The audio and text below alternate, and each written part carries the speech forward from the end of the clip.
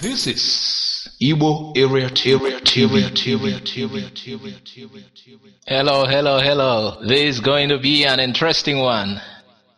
To end that bad blood between Yorubas and Igbo, the whole truth must be told. And that is what I want to tell in this segment. We must tell the whole truth. What Yorubas did to Igbos, every truth must be told. The Yorubas and the Igbos, two of the most resourceful, engaging and outgoing ethnic groups in Nigeria, are becoming implacable enemies. Increasingly, they seem to hate one another with pure hatred. I never appreciated the extent of their animosity until the social media came of age in Nigeria.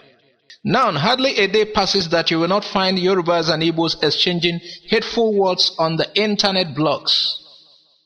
The Nigerian Civil War ended in 1970. Nevertheless, it continues to rage today on social media, mostly by people who were not even alive during the Civil War. In blog after blog, the Yorubas and the Igbos go out of their way to abuse one another for the most inconsequential of reasons. This hatred is becoming so deep-seated. It needs to be addressed before it gets completely out of hand. It is time to call a truce. A conscious effort needs to be made by opinion leaders on both sides of the ethnic divide to put a stop to this nonsense. We got to resolve the hatred. But before then, we have to table everything. The truth must be told before you can resolve anything. Ethnic stereotyping. Both the Yorubas and Igbos stereotype one another. To the Igbos, the Yorubas are the mbati ofemmano who eat too much oil. They are masters of duplicity and deception, saying one thing while meaning another. To the Yorubas, the Igbos are clannish and money-minded. They are Shylock traders who specialize in selling counterfeit goods. But the truth is that stereotypes are essentially generalizations and exaggerations. In a lot of cases, they are unreliable and untrue. Stereotypes must be recognized at their most effective as a joke. They are the stock-in-trade of seasoned comedians, the garnish for side-splitting anecdotes at weddings and social gatherings. Stereotypes should not be taken seriously. We should laugh at them without being offended by them. The more Nigeria develops as a melting pot of nations, the more we should be able to laugh at ourselves. The greater inclination to do this denotes increasing strength of character and self-confidence. However, with the advancement of social media, the banter has gone way beyond the jocular and innocuous to outright malice and unadulterated hatred. Increasingly, what you hear are abusive and pejorative labels of Yariba, Yorubastas and Yorubas, as well as Ebos, Zoafrans and Biafras. As the insults fly with abandon, you begin to wonder where all this comes from. What is the basis of all this hate? In the 60s, the Igbos were slaughtered in pogroms in the north. However, the principal exchange of hateful words today is not between northerners and easterners, but between easterners and westerners. Why are these two ethnic groups so much at loggerheads? How did we get to this pass? Malicious stereotyping often involves denigrating the strengths of others. The Igbos are very enterprising, a very valuable resource in a developing country like Nigeria. But then it is castigated as mercenary. The Yorubas take great pride in education, another valuable asset in today's modern world. But then they are derided as using this to get one over on others. The saving grace is that the two groups live side by side in peace and quiet in different parts of the country. Moreover, the animosity between them, especially among the younger generation, has not prevented their boys and girls and men and women from falling in love. Yoruba men marry Igbo women and Igbo men marry Yoruba women. Meanwhile, aluta continua. Now, let's get to the Awolowo factor, because we can't discuss this kind of topic without mentioning that. The Awolowo factor. The Igbo tell Yorubas with the brush of Awolowo, who they label as the father of ethnicity in Nigeria.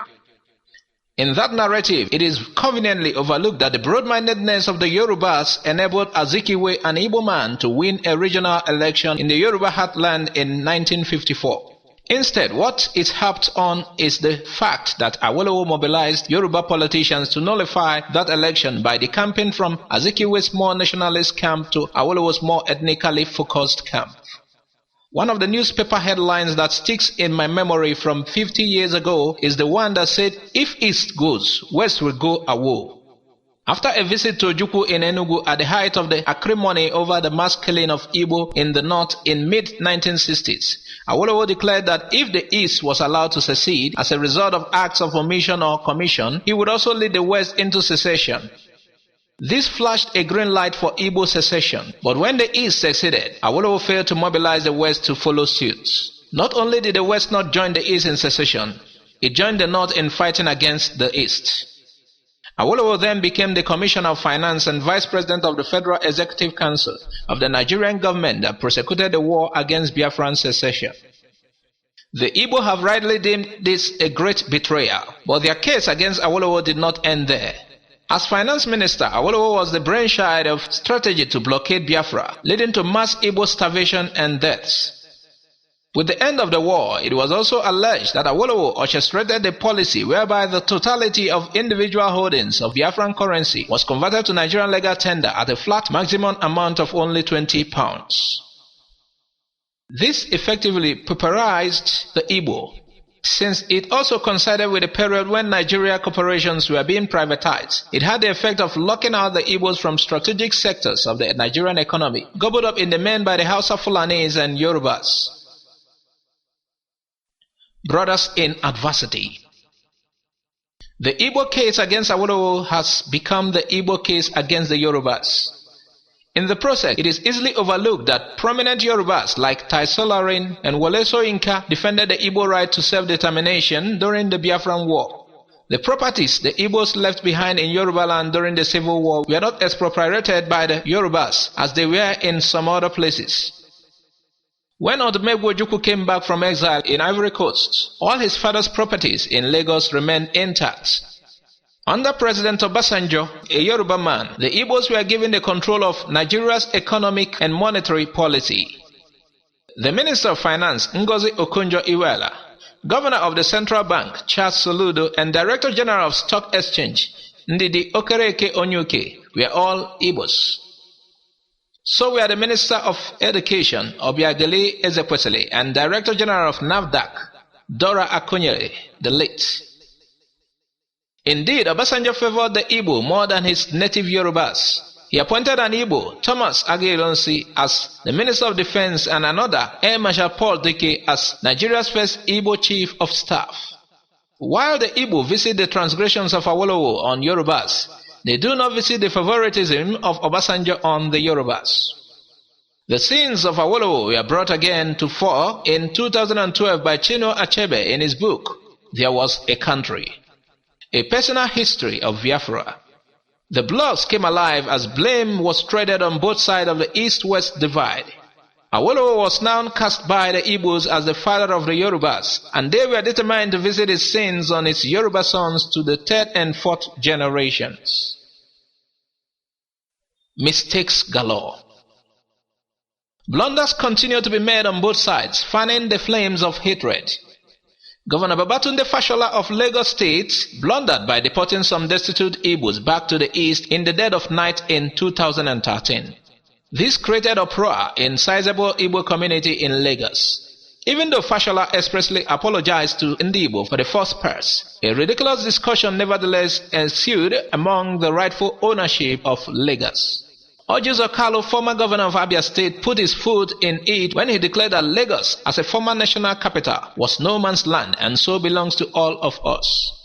This incensed ethnic jingoists in Yoruba land who, forgetting the traditional hospitality of the Yorubas, asked the Igbos to leave Lagos and go back east. But nothing quite compares to the broadside that came from the Oba of Lagos. During the 2015 election, Oba Rewan Akeolu summoned Lagos Igbo leaders to his palace, only to threaten them. If any one of you, I swear in the name of God, goes against my wish that Ambode will be the next governor of Lagos State, the person is going to die inside this water. He was referring to the lagoon. That if the Igbos walk against Ambode becoming governor, that they will be thrown into the lagoon, Lagos Lagoon. What you people cannot do in Onitsha, Aba or anywhere, you cannot do it here. If you do what I want, Lagos will continue to be prosperous for you. If you go against my wish, you will perish in the water, in the lagoon. It mattered little to His Royal Highness that Ambode's close rival was not an Igbo but Jimmy Abaje, another Yoruba man. Timeout. The Yorubas and Igbo do themselves great disservice by seeing themselves as arch-enemies. Within the framework of Nigeria politics, this has limited the freedom of action of both ethnic groups. If one is prominent in this political party, the other is more likely to align itself with another party. This means the one can always be manipulated against the other. Instead, the political space should be opened up by the possibility that the Yoruba and the Igbo can form an alliance. That eventually is not implausible, especially because they actually have common interests. Both groups prefer a Nigeria that practices fiscal federalism. Both want a country with a weaker center. Both want a Nigeria that rewards merit with a state structure based on resource control. Both groups want a Nigeria committed to self-determination. These are grounds for cooperation as opposed to discord. If the North is not to continue to take the South for granted, it must not be allowed to continue to operate in the confidence that the East and the West will always be divided. In politics, there are no permanent enemies and no permanent allies. 50 years down the road, the politics of the Nigerian Civil War should not be allowed to continue to cast a shadow over Yoruba and Igbo relations. In the Second World War, Germany was the arch-enemy of France. But now both countries are the staunchest allies. Japan invaded the United States, but now both are on the same side. These turnarounds can and should be duplicated in southern Nigeria. As a first step, there is need for a grand gesture. A well-publicized meeting between the Afenifere and Ohaneze, where declaratory statements should be made about burying the hatchet. Thereafter, standing committees should be established to deal with flashpoints, such as the dismantling of Oshodi Market in Lagos. The hatred between the Yoruba and Igbo has gone on for far too long. Let there be love shared among us. This article was written by Femi Aribisala. Meanwhile, here is our view at Igbo Area TV. We want our own country. We want a peaceful walk with the Yorubas. But outside Nigeria, we want to still maintain a good relationship like neighboring countries will do to each other. We want certain agreements on border, territorial waters and the rest. Thanks for listening to Igbo Area TV. Please subscribe to our channel for more updates on the Igbo people and anything that has to do with Igbos. God bless you.